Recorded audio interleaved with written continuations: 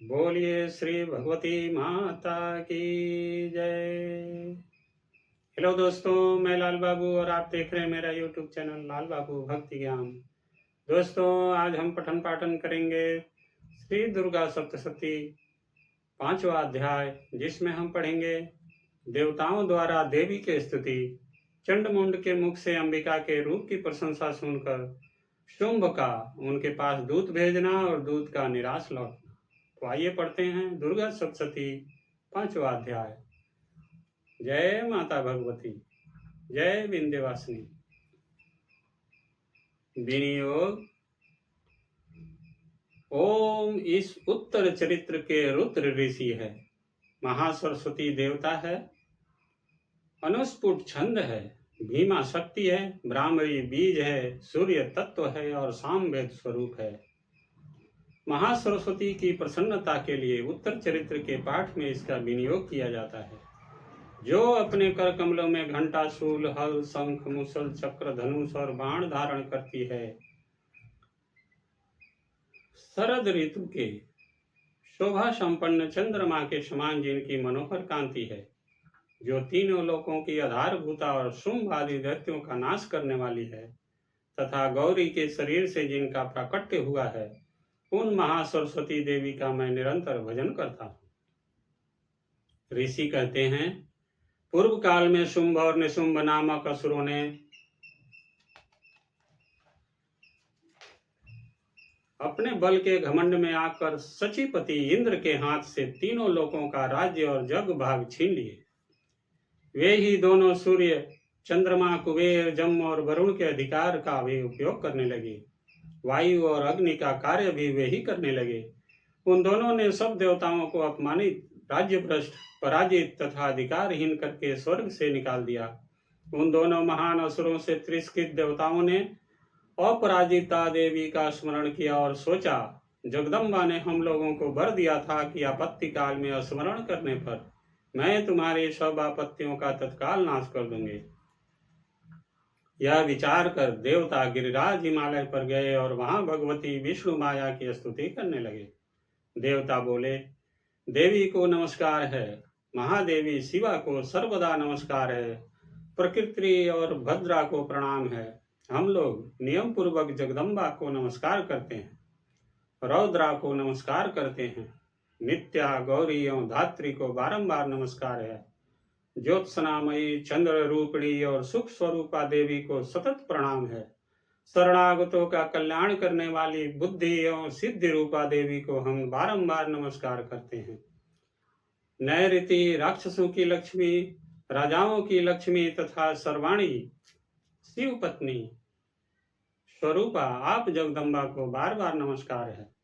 दुर्गा, दुर्गपारा, दुर्गम संकट से पार उतारने वाली, सारा, सबकी सारभूता, सर्व कारणी ख्याति कृष्णा और धूम्रा देवी को सर्वदा नमस्कार है।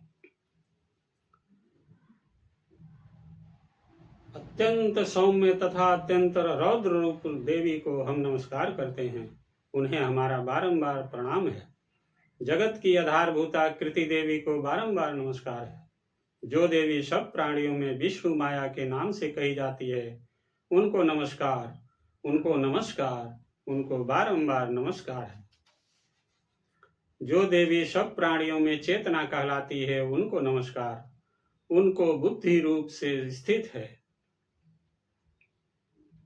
जो देवी सब प्राणियों में बुद्धि रूप से स्थित है, उनको नमस्कार, उनको नमस्कार, उनको बारंबार नमस्कार है। जो देवी सब प्राणियों में निद्रा रूप से स्थित है, उनको नमस्कार, उनको नमस्कार, उनको बारंबार नमस्कार है। जो देवी सब प्राणियों में क्षुधा रूप से स्थित है, उनको नमस्कार, उनको नमस्कार, उनको बारंबार नमस्कार है। जो देवी सब प्राणियों में छाया रूप से स्थित है, उनको नमस्कार, उनको नमस्कार, उनको बारंबार नमस्कार है। जो देवी सब प्राणियों में शक्ति रूप से स्थित है, उनको नमस्कार, उनको नमस्कार, उनको बारंबार नमस्कार है। जो देवी सब प्राणियों में तृष्णा रूप से स्थित है, उनको नमस्कार, उनको नमस्कार, उनको बारंबार नमस्कार है। जो देवी सब प्राणियों में क्षंति, क्षमा रूप से स्थित है, उनको नमस्कार, उनको नमस्कार, उनको बारंबार नमस्कार है। जो देवी सब प्राणियों में जाति रूप से स्थित है, उनको नमस्कार, उनको नमस्कार, उनको बारंबार नमस्कार है।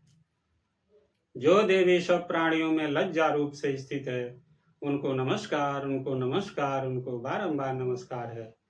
जो देवी सब प्राणियों में शांति रूप से स्थित है, उनको नमस्कार, उनको नमस्कार, उनको बारंबार नमस्कार है। जो देवी सब प्राणियों में श्रद्धा रूप से स्थित है, उनको नमस्कार, उनको नमस्कार, उनको बारंबार नमस्कार है। जो देवी सब प्राणियों में कांति रूप से स्थित है, उनको नमस्कार, उनको नमस्कार, उनको बारंबार नमस्कार है। जो देवी सब प्राणियों में लक्ष्मी रूप से स्थित है, उनको नमस्कार, उनको नमस्कार, उनको बारंबार नमस्कार है। जो देवी सब प्राणियों में वृत्ति रूप से स्थित है, उनको नमस्कार, उनको नमस्कार, उनको बारंबार नमस्कार है। जो देवी सब प्राणियों में स्मृति रूप से स्थित है, उनको नमस्कार, उनको नमस्कार, उनको बारंबार नमस्कार है। जो देवी सब प्राणियों में दया रूप से स्थित है, उनको नमस्कार, उनको नमस्कार, उनको बारंबार नमस्कार है। जो देवी सब प्राणियों में तुष्टि रूप से स्थित है, उनको नमस्कार, उनको नमस्कार, उनको बारंबार नमस्कार है। जो देवी सब प्राणियों में माता रूप से स्थित है, उनको नमस्कार, उनको नमस्कार, उनको बारंबार नमस्कार है। जो देवी सब प्राणियों में भ्रांति रूप से स्थित है, उनको नमस्कार, उनको नमस्कार, उनको बारंबार नमस्कार है।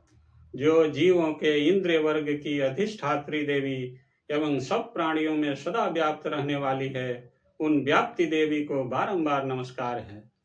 जो देवी चैतन्य रूप से इस संपूर्ण जगत को व्याप्त करके स्थित है, उनको नमस्कार, उनको नमस्कार, उनको बारंबार नमस्कार है। पूर्व काल में अपने अभिष्ट की प्राप्ति होने से देवताओं ने जिनकी स्तुति की तथा देवराज इंद्र ने बहुत दिनों तक जिनका सेवन किया, वह कल्याण की साधन भूता ईश्वरी हमारा कल्याण और मंगल करे तथा सारी आपत्तियों का नाश कर डाले। उदंड दैत्यों से सताए हुए हम सभी देवता जिन परमेश्वरी को इस समय नमस्कार करते हैं तथा जो भक्ति से विनम्र पुरुषों द्वारा स्मरण की जाने पर तत्काल ही संपूर्ण विपत्तियों का नाश कर देती है, वे जगदम्बा हमारा संकट दूर करे। ऋषि कहते हैं, राजन, इस प्रकार जब देवता स्तुति कर रहे थे, उस समय पर्वता देवी गंगा जी के जल में स्नान करने के लिए वहां आई।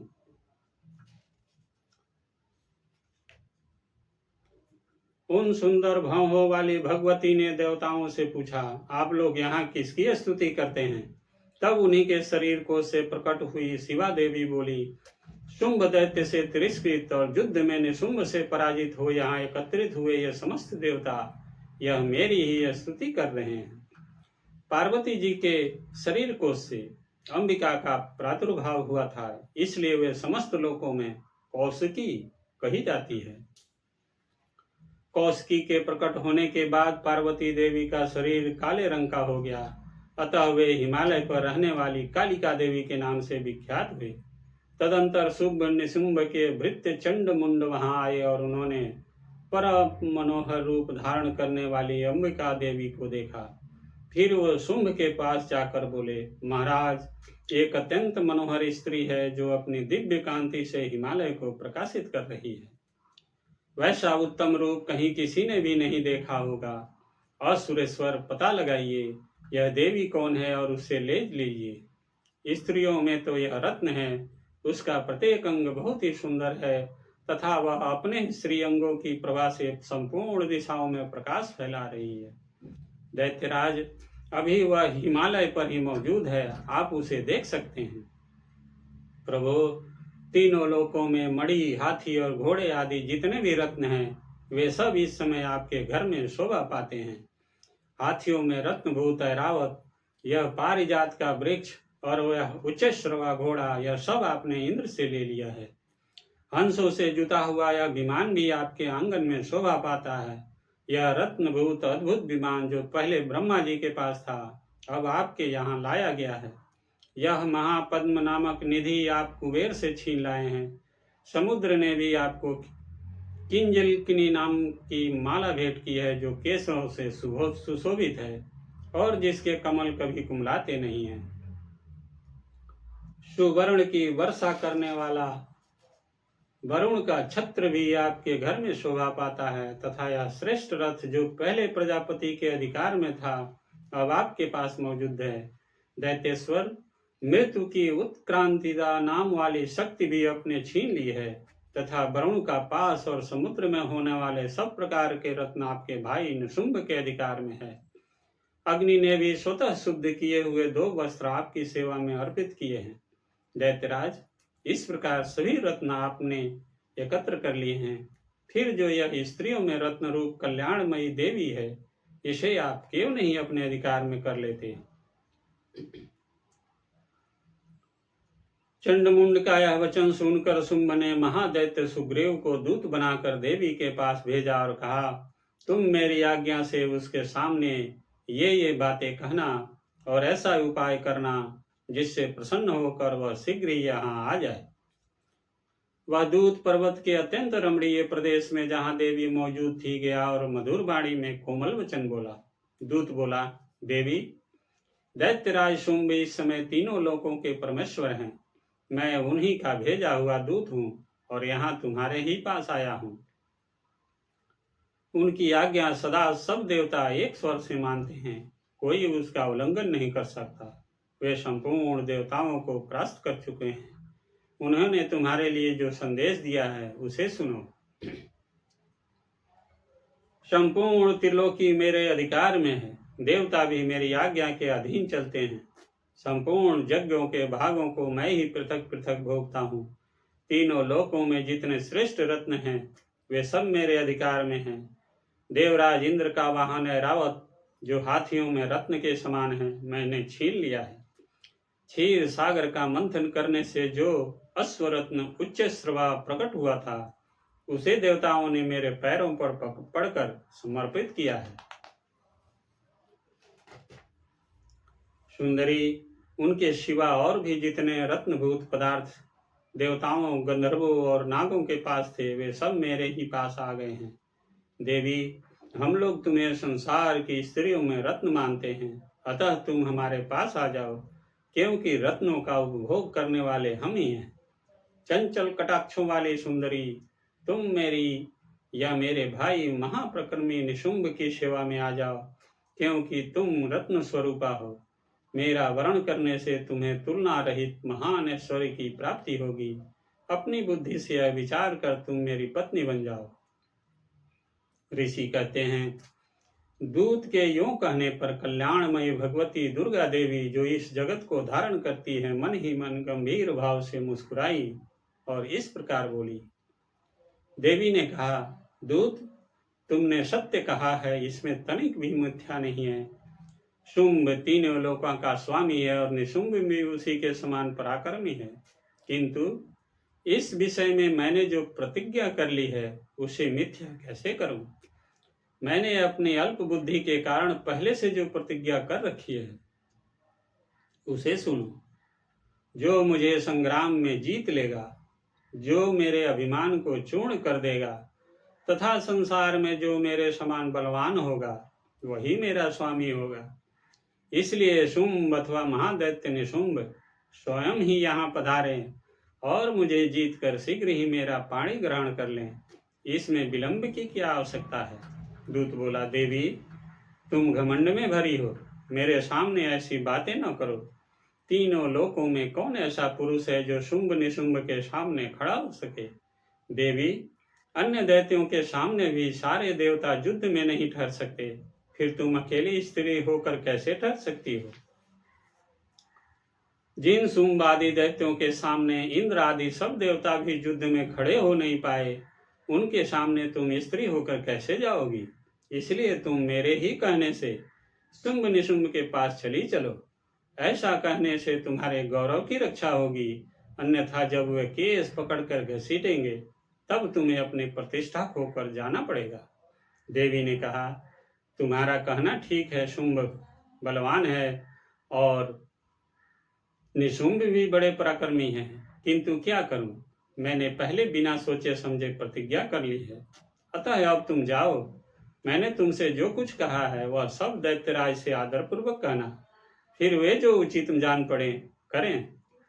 इस प्रकार श्री मार्कंडेय पुराण में सावर्णिक मनवंतर की कथा के अंतर्गत देवी महात्म्य में देवी दूत संवाद नामक 5वां अध्याय पूरा हुआ। बोलिए माँ भगवती की जय। जय माता दुर्गा की जय। विंध्यवासिनी माता की जय। जय माते की जय। दोस्तों, आज की कथा यही समाप्त होती है। आगे की कथा अगले वीडियो में पढ़ेंगे। तब तक आप सभी खुश रहिए, स्वस्थ रहिए और आनंदित रहिए। दोस्तों, आपसे नम्र निवेदन है कि यदि आपने अभी तक इस चैनल को सब्सक्राइब नहीं किया है तो कृपा करके सब्सक्राइब कीजिए, वीडियो को लाइक कीजिए और दोस्तों के साथ शेयर जरूर कीजिएगा। आप सभी का बहुत बहुत धन्यवाद। जय जय श्री दुर्गा माता की जय, भगवती की।